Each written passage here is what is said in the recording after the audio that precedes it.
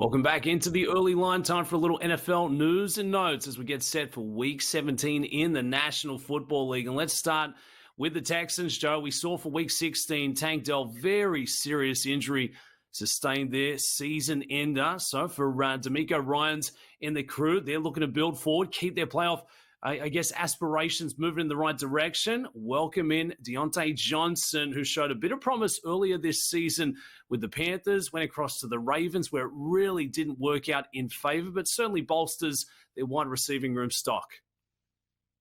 Yeah, I mean, this is going to be an interesting game. This is going to be an interesting move, and it's a desperation move, I think, for the Houston Texans here, Dub, simply because they lost Tank Dell. They had already lost Stephon Diggs.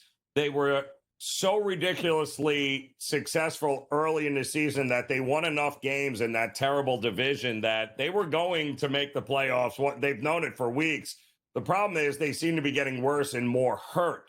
Now you claim a guy off of waivers that was released from a Super Bowl contender who's got some issues at the wide receiver position themselves, and yet they wouldn't even let him take the field. Apparently, he refused to take the field after they traded for him, by the way, from Carolina. Apparently, he just refused to take the field in Week 13, and it was a mess of a situation. Talk about not being able to fit into the locker room, and now you're going to take him and send him into Houston locker room where he's a wild card, unfortunately. You just don't know what you're going to get from him.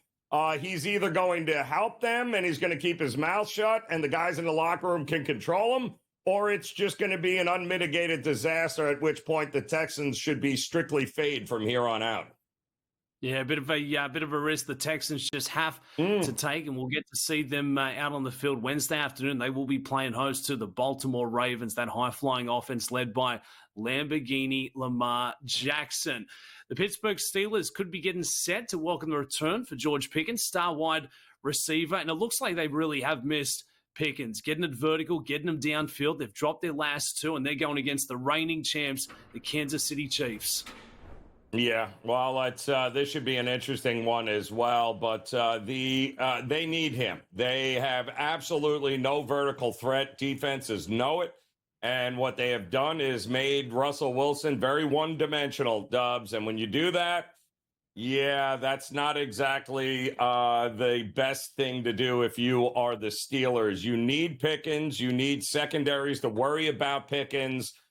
You've got to have that vertical threat. You've got to have that one guy on the field that the secondary and the defenses are worried about, and they just don't have it. And Russ ain't it by himself. He needs can't do it with just a running back and a tight end. You need a guy that can go vertical, and it would be huge for them to be able to get him back. But quite honestly, at this point, make sure he's ready, because I'd much rather have him in January, Dubs, available to me than try to hurry up him back from a hamstring issue here to play a game against the Chiefs, who all but locked up the number one seed in the AFC to begin with. Yeah, Pickens missed the last three games. Certainly no reward for getting back a little early there. And Joe, it's been a minute since the two of us have caught up. You threw out a little danger Russell Wilson. General thoughts of what you've seen there for the star quarterback for Pittsburgh? I mean, he has looked a little better. It looks like he's turned back the old clock there going against Father Time, but the passing game has been pretty strong. Listen, I give credit to guys that I was wrong about. Arthur Smith, when he, coming from Atlanta, and what a disaster that was. And that organization with all those weapons, although it appears that maybe, just maybe, Arthur Smith wasn't the problem in Atlanta, but he comes in here and remakes this Steelers run first, run offense. Well, he gets Russ in there and resurrects his career, and Russ has been great. But again, Russ is at the point in his career where he can't carry them. He needs to have that one outside threat there in Pickens. When they have all of those guys on the field, I think we've seen what Russ can do throwing the ball down the field, and has a pretty good offensive line. So I'm impressed. I thought Russ was cooked. I thought Arthur Smith was cooked. And yet here in Pittsburgh, they have both resurrected their careers. So kudos to them.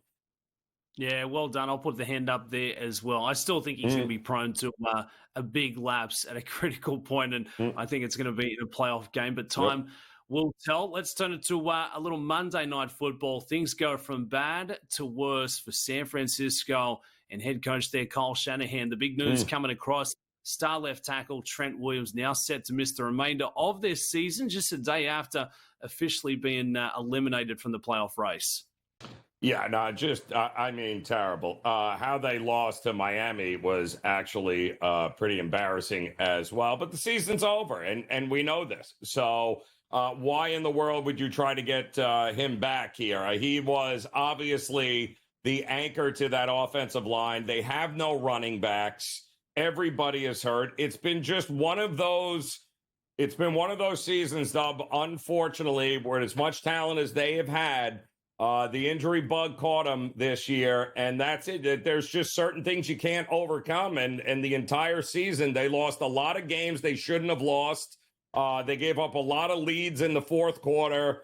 You know, things that we're not used to seeing the 49ers do, they did this year, and then the injuries just piled on top of it. So I wouldn't return either. I would just chalk it up. It's a lost season. You move on and get everyone healthy for next year. And that's what it's all about, Joe Raineri. It's all about accountability. Sometimes you got to put the hand up where you're wrong and say, hey, this is how it all played out. We take that forward step and move on to the next one. Is that what we're seeing over in Arizona? Jonathan Gannon calls the Cardinals collapse from what we saw in week 16 an indictment on myself. Is Jonathan Gannon all to blame for this dumpster fire that we're seeing with the Cardinals? Just awful. I mean, listen, of course he's going to be partly to blame. That's exactly what he should say as the head coach there. But Kyler Murray is a wreck. I'm sorry. I mean, there is no excuse to go up against the last place defense, the worst defense in the NFL, in what the Carolina Panthers have. And Kyler Murray with an opportunity to win this game, not only in the fourth quarter, but in overtime, and gains, 8 yards? I mean, come on. It just absolutely disgusting. They weren't ready to play early. By the time they finally kicked it in, they got back into that game, but they could never take the lead. And Kyler Murray, when you needed him the most, guess what? Was not there. Kyler Murray to me is not a guy I would build a franchise around. I don't know how much more we have to see him falter before we realize he ain't it in Arizona. I think Gannon did the right thing by falling on the sword, but the reality is that's all on you, Kyler Murray. This entire losing streak, by the way, is on the fact that Kyler Murray can't get out of his own way. Relax, my guy. I mean, Call of Duty was just released a few weeks ago. Yeah. He's been busy with some real stuff going on, not playing good football on Sundays. Good point. Joe, how do you move forward if you're the Cardinals? They'll take on the Rams for week 17, but are you sticking with the quarterback or are you sticking with Gannon to try and turn this thing around going into the future? Listen, you're paying him, you're playing him as long as he is healthy here. But I think that organization has to take it. You wrote him the check, but you got to figure out a way to get to him, because you're paying this guy that kind of money to be a difference maker, and he has not been a difference maker at all down the stretch when they needed him the most. This was a team, Dubs, 4 weeks ago that was right up at the top with a possibility of winning outright the NFC West. Now look at them. They're out of the playoffs. Yeah, not good there at all. The latest from the Philadelphia Eagles as they get set to take on the Cowboys, also eliminated from the playoff race, is Jalen Hurts battling to get out there for week 17, but is the risk really worth the reward? Well, we'll discuss that on the other side. Plenty going on right here on the early line. You're watching with us right here on the SportsGrid Network. Stick with it. Welcome back into the early line. The action continues here on the SportsGrid Network. I'm Dubs Anderson alongside Joe Raineri. And Joe, we got to talk a little fly, Eagles fly. I'm usually here on a Wednesday chopping it up with DRS. I mean, he's love and fanfare towards his Eagles. Unbelievable, Raineri. But Jalen Hurts still in the concussion protocol. I really don't see why you try and force him to be out there for week 17 against the Dallas Cowboys. But I need to get your thoughts. What we saw last weekend against the Commanders Was that Jaden Daniels taking over that game, or is that a sign of the Eagles being a little vulnerable at the business time of a very big spot? A comedy of errors with the Eagles in that game. You cannot turn a team over 5 times and lose the game, Dubs. You can't get 5 turnovers in a game. Your defense not only intercepted, got a couple of fumbles there. You can't turn the ball over 5 times and not win the game here. And listen, as Jalen Hurts, it was rough that he had to go out there, but Kenny Pickett did more than enough to help that team win that game, including the game-winning touchdown pass that was dropped by Devonta Smith at the 5-yard line with nobody around to hit him right in the hands. That game is over if he runs that and scores that in there at that point. So Pickett is not the reason they lost it, the backup quarterback. It would help if they had Jalen Hurts back, but to your point, he's got to pass, I believe there's 5 phases in order for him to get out of the concussion protocol. That probably won't happen until later in the week. Sirianni already saying that he'll have no problem if he clears the protocol, even though he didn't practice all week. He's got no problem putting Jalen Hurts in there to start. He'll be more than ready to play against the Cowboys. So I'm not worried either way because the Cowboys at this point, who are playing some decent football, they haven't thrown the towel in, and they'd love nothing more than to stick it to the Philadelphia Eagles. But the reality is, I don't know that Cooper Rush is going to do it. That defense, to me, of Philadelphia is legit. It wasn't their fault they lost that game, unfortunately, against the Washington Commanders. The offense got to get it together here in big moments. I think he'll be ready, though. All indications are he'll clear it by Thursday or Friday. No practice, but he'll be ready to go here, which this game was flexed from the 4 o'clock to the 1 o'clock. So we would get Green Bay, Minnesota at the 4 o'clock time slot on Sunday. The Eagles trying to turn things around to get back to those winning ways in Week 17. A team over in Sin City, Joe Raineri, they're not looking to turn things around. They're looking to play that hot hand at the table, and I cannot figure this one out. We're lucky enough to have a little bite here from head coach Antonio Pierce on the latest win for the Raiders. Not going up the draft ladder. They're going down the wrong direction in search of that starting quarterback. Let's take a listen. Yeah, man, look, we work 80 hours a day. All right, 80 hours a week. Staff, players come here, they're 40-plus hours to work. We don't do this to lose. We don't do this for anybody's fantasy football team. We don't do this for anybody's drafts, projections. None of that matters to us. Only thing that matters is winning, and that's all we want to do. Hey, you need more of them. You need more of them. 3rd win of the season there for the Raiders over the Jags over the weekend. What's the big takeaway from this one, Joe? Because they were sitting there with top spot. It's real simple. Just don't win, and you're in pole position to get the best quarterback coming out of this year's class. Suddenly, with that latest victory, they now drop to 6 on the draft ladder.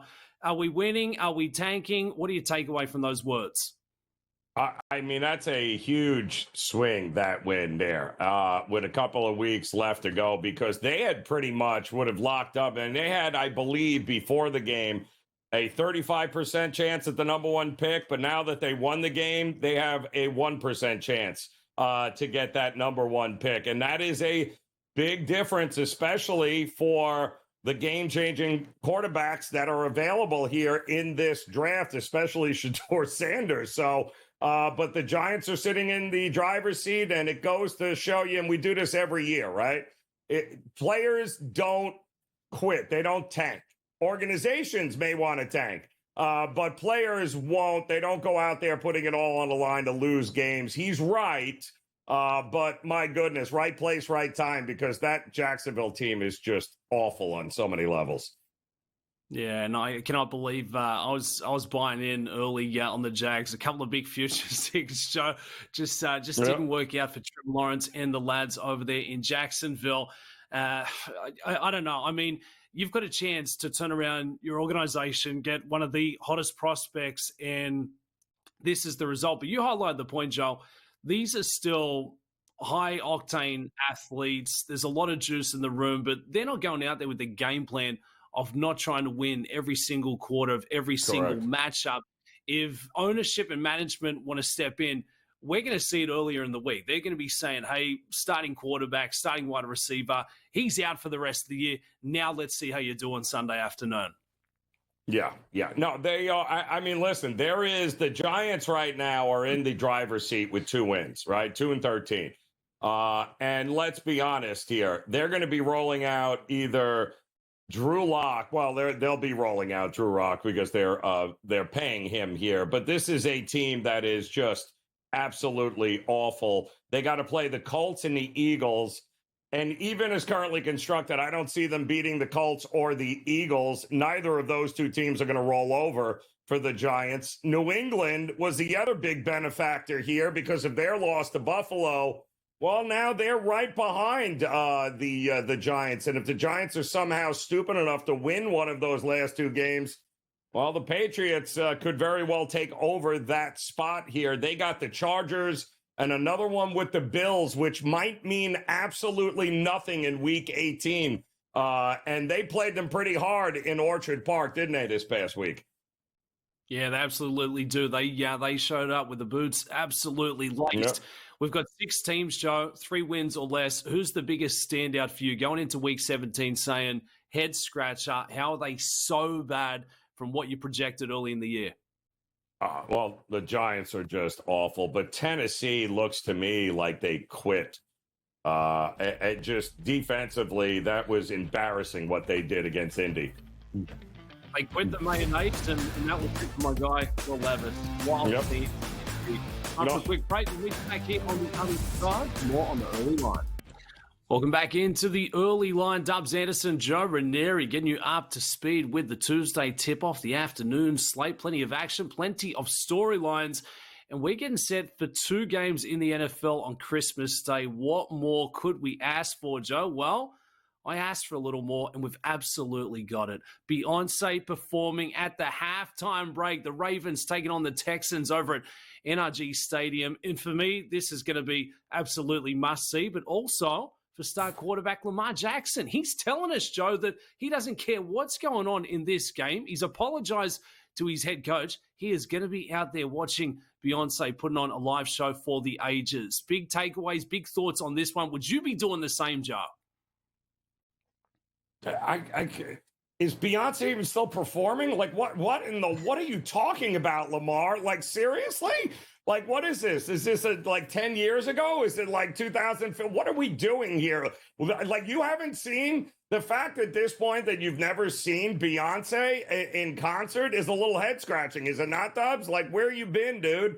I don't understand. I listen, do what you want there, Lamar. But if you're out there at the halftime show watching it instead of inside the locker room and then you lose the game, good luck explaining that one, Dubs. Good luck, Lamar. Let's see how that works out for you. JR, I know you're excited. I'm excited. Let's take a listen. You can hear from Lamar Jackson. Energy is absolutely palpable looking towards NRG Stadium here for Wednesday afternoon. Lamar, what do we got? My favorite Beyonce, To the Left. Oh, God. Okay. A little disappointing that she's going to be performing at a halftime show that you can't watch. Nah, because I'm going to go out there and watch. Yeah. Go out there and watch, man. First time seeing Beyonce perform, and it's at our game. That's dope. I'm going to go out and watch. Sorry, Hawa. Sorry, fellas. Depends how big your lead is if you guys have one. Nah, man, I'm not even thinking about the lead. I was just thinking about just seeing Beyonce for the first time. Think about the lead. There's a bit of confidence there, Joe. Who knows that they're going to be leading at the halftime break? The Texans are live in this one. Surely this is not a thing. Harbaugh's going to put the foot down and say, mate, this is a bad look. It's a bad look for your brand. It's a bad look for us as a team. You're going to be in the locker room with the boys. Listen, if you can do whatever you want as long as you win the game. If you don't win the game, all right, and in the second half you don't deliver, guess what, Dubs? If there is a picture of him outside the locker room watching a halftime show and then comes out and loses the game, yeah, it's that's just a whole lot of aggravation you don't need to bring on yourself. Maybe if you can sneak it or maybe get like a camera or something in there, you want to watch it in the locker room, be my guest. But Do not show your face out there watching a lip-syncing halftime show, Dubs, and we all know it. Like, who are you kidding here, people? Not even a real concert. You just talk what I was thinking straight out from between the ears. I mean, you've got, 80,000 people in some big stadium. There's no atmosphere. There's no vibes. Beyonce not even going to be singing because we see all the dance moves that go into it. It's not so much about the music or the song. So get out of here. It's an absolute pass from me. Lamar Jackson, focus on getting that W for Christmas afternoon there. I'm certainly looking for a big performance. So Beyonce, Lamar Jackson, what a Wednesday we have on tap. Welcome back into the early line. Hour number 2 continues here for your Tuesday afternoon. Dubs Anderson alongside Joe Raineri, and we're taking it to the gridiron. NFL getting set for Week 17. 2 weeks left in the regular season before we start moving into the playoffs. So exciting times indeed. And certainly, Joe, at this point of the year, there's a lot on the line. Teams are playing for draft positions. Teams are trying to play to keep their seasons moving in the right direction. But we're also seeing a lot of movement in the market and taking a look with the Super Bowl odds, whether you have those early future tickets or if you're looking to jump back in with just a couple of weeks remaining. A bit of adjustment here from the odds makers. We saw last week the Lions were sitting at plus 500. They shortened up to currently sit at plus 390. The Chiefs, they shortened up to plus 450. The Bills drift out to plus 470, and the Eagles go out to plus 650. So from the top 5 choices, what's the standout for you, Joe? Any surprises that the Lions continue to see that play at the market? Well, there are concerns. I think that people should be very concerned about the Detroit Lions on the defensive side. But the thing that makes them unique, if it was any other team, Dubs, the injuries that they have sustained on that side would have been season ending for a lot of teams.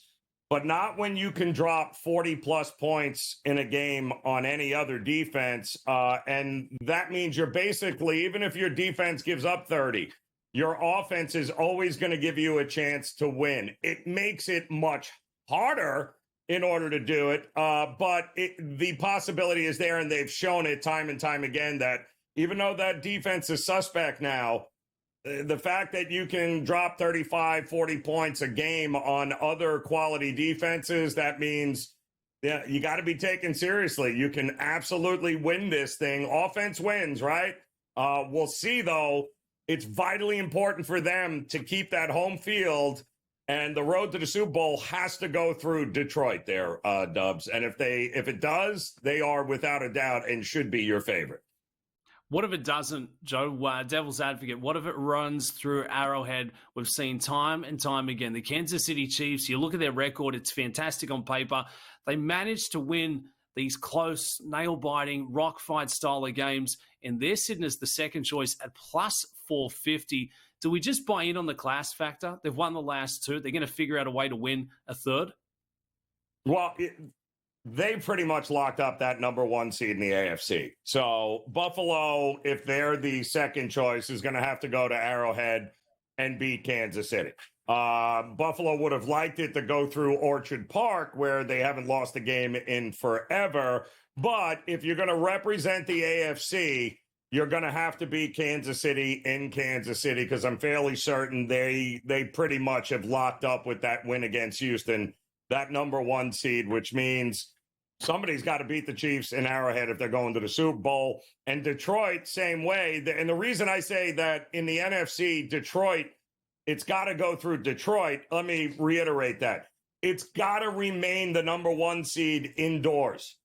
Is that better? So even if it's Minnesota who catches them, and it may very well come down to that Week 18 game between Detroit and Minnesota, and indoors, that's where they have to. They've played their entire season, Dubs, outside of a handful of games, indoors. And we all know Jared Goff, much better indoors. That offense is way scarier indoors than they are outdoors. I would not bet Detroit if they had to go to Philadelphia to play a playoff game. No way would I bet them outdoors in the elements and think that they would somehow compete. That's what makes, I think, you've got to be able to score in order to keep pace with Detroit if it's indoors and Detroit has the number 1 seed. So teams like the Rams, not the Rams, the Packers, I think are interesting, which weren't even on the board, if you notice that. Oh, there they are at 13-1 right now. I think the Vikings, the Packers, teams that can put up points in bunches that have that offense, they could very well represent the NFC in the Super Bowl. And really, when you look at these numbers here, Dubs, you have to have confidence that while the Chiefs are winning the AFC and the Lions are winning the NFC. If not, I happen to think the Bills are going to be the team to beat in the AFC. So I know I have a good feeling that the Bills are going to be representing the AFC in the Super Bowl. And if it's Bills-Detroit, didn't we just see that? How'd that work out for Detroit? In Detroit. But yeah, it's a great point you make, and for the Buffalo Bills, one of the teams that's actually gone south from what we've seen in Week 16 to where we sit here on Tuesday. They're now hovering right around plus 470. So why I guess the drop in stock, the drop in confidence, even though by a slim margin? Is it the lingering injury for Josh Allen, having that hand to worry about? Were they showing a bit of vulnerability against the Pats last week? Well, again, they had 4 defensive starters, didn't suit up and didn't play in that game.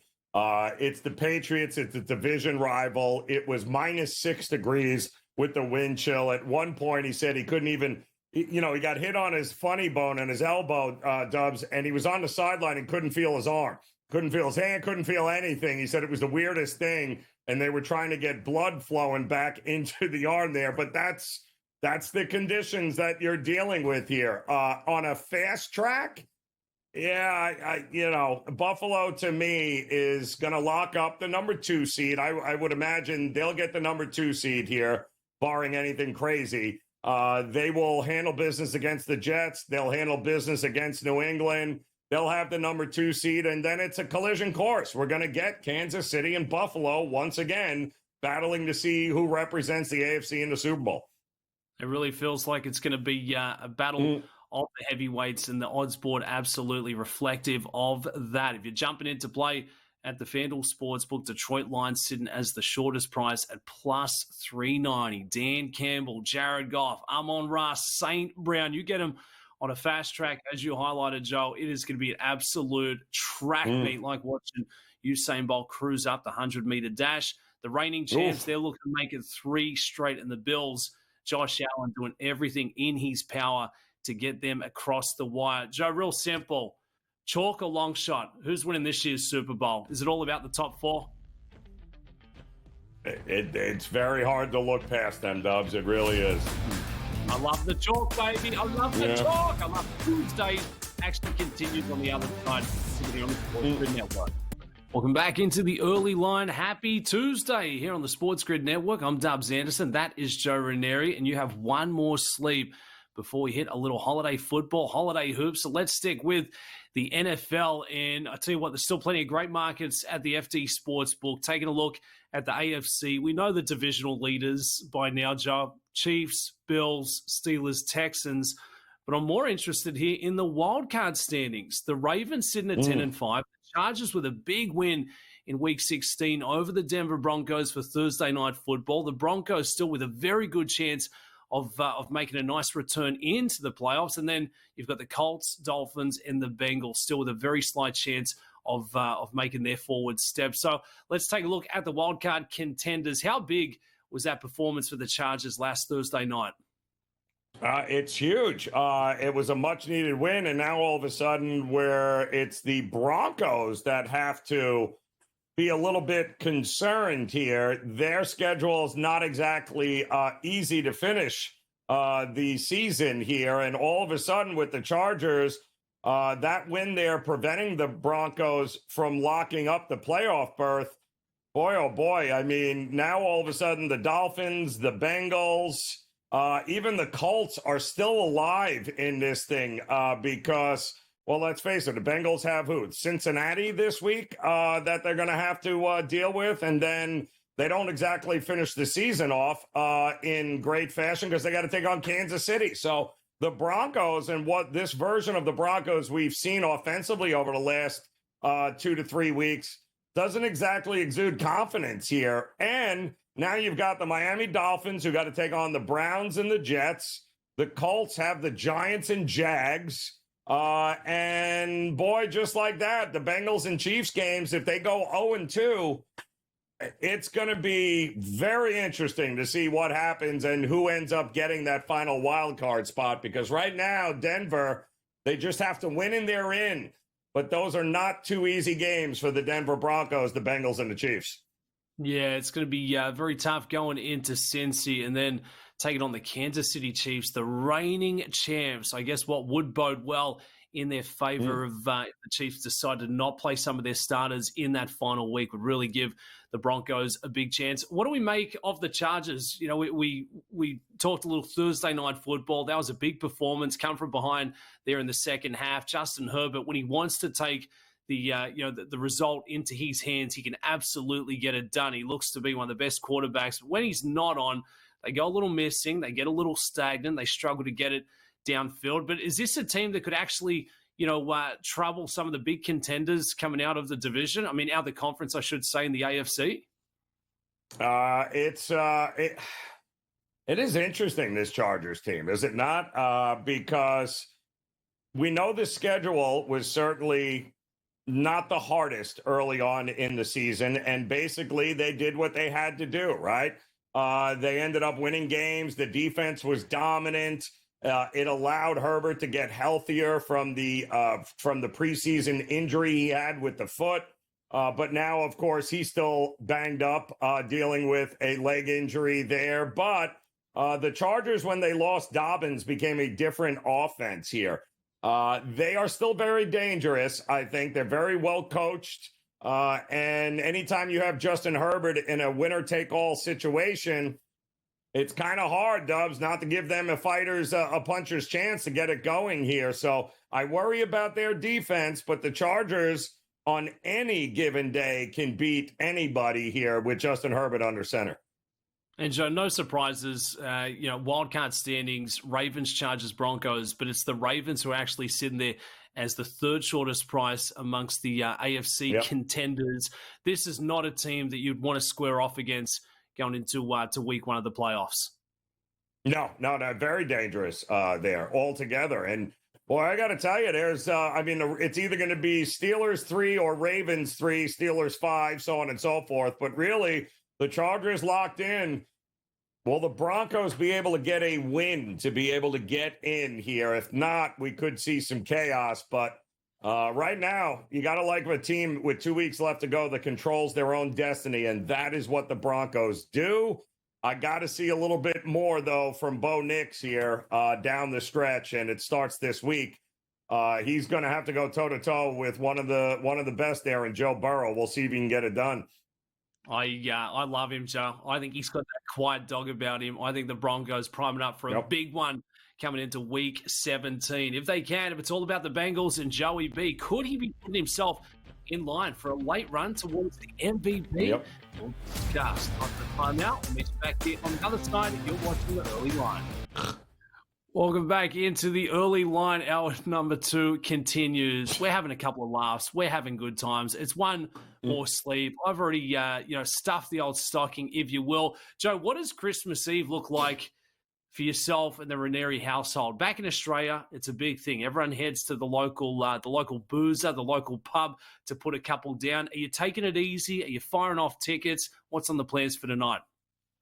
Oh, yeah. Well, there was one of 2 ways to do it, right? Everyone celebrated Christmas Day, right? All the presents and all that good stuff. Or I grew up always doing it Christmas Eve, where we'd open everything up and we'd go to town. The big party was on Christmas Eve night. And then Christmas Day, we would just pretty much, be hungover and stuff our face and watch some football or basketball, whatever it may be.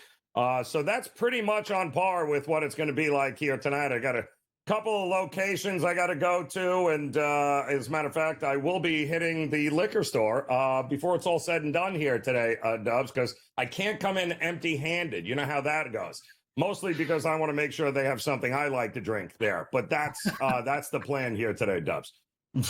Oh, I'm getting thirsty. I'm getting hungry already. It really feels like the holidays when you got some great sports. shorts. You can get the the sweatpants on. Absolutely stuff the face, stuff the old betting slips there as well. And speaking of betting slips, let's take a little deep dive into the NFC current standings, divisional lead. We know who the big heavy hitters are. Detroit Lions playing fantastic football. The Eagles were flying up until week 16. The Rams, could Matty Stafford getting set to orchestrate a bit of a run into the postseason? And the Falcons, Michael Penix Jr. keeping that season moving in the right direction. But taking a look at the wildcard contenders coming out of the NFC, let's start with the Minnesota Vikings. I think you're big on their chances, Joe, and rightfully so.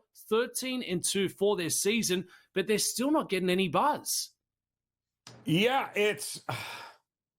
they're not, and I don't know. I can't take them seriously, although I give credit to Sam Darnold and what they've been able to do. I believe the number is now, Dubs, which is hysterical. I believe he's won 13 games here with the Minnesota Vikings. And I think he won combined in his years with the New York Jets a total of 13 games. So he's matched his career total of wins when he was with the Jets for 4 years there in one season with Minnesota. Listen, it's also not the first reclamation project that we have seen, right? Baker Mayfield and the Bucs had a heck of a run last year, right? Guys resurrecting their careers here. Sam Darnold's just another one. We saw Joe Flacco do it last year with the Browns, right? It's not unheard of, but I do think there's limitations to this. As good as the Vikings have been, the schedule has not been all that great, and they've got a couple of lucky bounces along the way to get to their win total. The Rams own the Vikings, as crazy as that is, because the Rams, right now, I believe the Rams win the West, which means they would host a playoff game because the Vikings are a wild card spot unless something changes with Detroit. So not that the Rams have a great home field advantage, but boy, oh boy, I mean, history tells us the Rams would definitely be the team, even at 9 wins, that could pick off the Vikings there and make life real easy. That Rams team is playing great football and should not be discounted to upend. I don't think they'll be a favorite in that Minnesota matchup if that's the way it goes, Dubs, but my goodness, the Rams, Matt Stafford, and that young defense finally starting to come together. And you got a pretty head coach there in McVay. I think the Rams are dangerous here and could very well make us some money here down the stretch as a nice underdog. Yeah, if you get them on the inside there as well on a quick track, they can put up points with the best of them. Take a look at the numbers there. You've got the Bucs sitting at plus 2,000, the Falcons at plus 3,300. In the NFC South standings, it's got the Falcons up on top, and that was a big win for them last week over the Giants. It was a big call for them to throw Michael Penix into this situation. What did you make of the young quarterback coming in with, I guess, everything on the line? It was an easier spot to try and get up to speed, but he put in a pretty strong performance. Yeah, congratulations. You beat the Giants. Okay. Your defense also had 2 pick sixes. They had a few more turnovers there. I mean, listen, Atlanta did exactly what they needed to do to help a rookie quarterback being thrown in under center in week 16 of the season. We are not going to judge this decision by a win over the Giants. We're going to judge it when it comes down to it and when you have to now win games when it matters the most. Now, the good thing is Tampa lost that game Sunday night against, which now, well, Atlanta puts kind of Atlanta in the driver's seat for that division there. So Atlanta, who already beat the Bucs twice, well, the Falcons sitting at 8-7 kind of control their destiny, right? Now all of a sudden Tampa Bay doesn't. So this is going to be an interesting stretch, to say the least here, I think. Down the Falcons, we're going to find out what the Falcons are all about. They've got the Commanders this week, and then the Panthers to finish off, and I wouldn't be sleeping on the Panthers either. So at Washington, who has to continue to win games, we're going to learn a little something about Michael Penix. To be determined with the Penix move. Let's see how he does against Jaden Daniels and the Commanders on the road. trying to close things out there. And for the Bucks, they're going to like their chances. They get back into their building. They go against the Panthers, who have been playing a lot better football. Bryce Young suddenly, finding his feet in the NFL, and then they close it out going against the Saints, who just have been absolutely dismal. We saw it again there for Monday Night Football. Let's talk a little Commanders. Very impressive from that performance going against the Philadelphia Eagles through Week 16. We praise Bo Nix, the year that he's had at center there for the Denver Broncos, but Daniels, I think, solidified that top spot for Rookie of the Year honors. And I tell you what, Joe, he's playing with confidence. They're playing with momentum. If they can beat the Eagles, they can run with the best of them. Yeah, well, and if they win this week against the Falcons, then they clinch the playoff berth. And that's it. So they won't have to worry about anything else. So this is going to be a great test because they also finish against the Cowboys next week. So the Commanders can ill afford to just drop one to Atlanta and then hope the Cowboys are going to roll over, who are already out of the playoffs in Dallas, in fact, in Week 18. So they want to beat the Falcons at home this week. It's going to be a great test, I think, for Michael Penix Jr. and this Falcons team. The Commanders, though, that was a heck of a win. A game in which you probably didn't deserve the win, turning it over 5 times. But yet here we are. The question is Atlanta going to be the team that can take advantage of some of those holes on the defense? We're going to find out. I think that's maybe one of the biggest games of the weekend here for the future, anyway, of both those franchises. And one of the biggest disappointments, I guess, coming out of Week 16 was the Seattle Seahawks. Geno Smith with a couple of timely turnovers. They got a very tough out. They go into Chicago to take on the Bears this week, and then they sign off going against the Rams down here in Los Angeles. So no surprises. They're sitting at 8-7 in the standings. Biggest price that we showed on that other graphic in terms of making a charge towards the NFC. They're still sitting there at plus 8,500. Do we blame Geno? Is it just a sign of the times? Or have the Seahawks actually overachieved for this year, Joe? No, listen, the Seahawks, it's not Geno's fault. Geno gave them the lead with 2.5 minutes to play in that game, and the defense can't cover Justin Jefferson. Like, what are you doing? At some point, you got to be able to you let Sam Darnold beat you in the final 2 minutes there. That's on the defense of Seattle and their defensive-minded head coach that allowed that to happen. So Seattle had that game won until the defense fell apart. On the outside, looking in for one of those wildcard spots amongst the NFC chasers.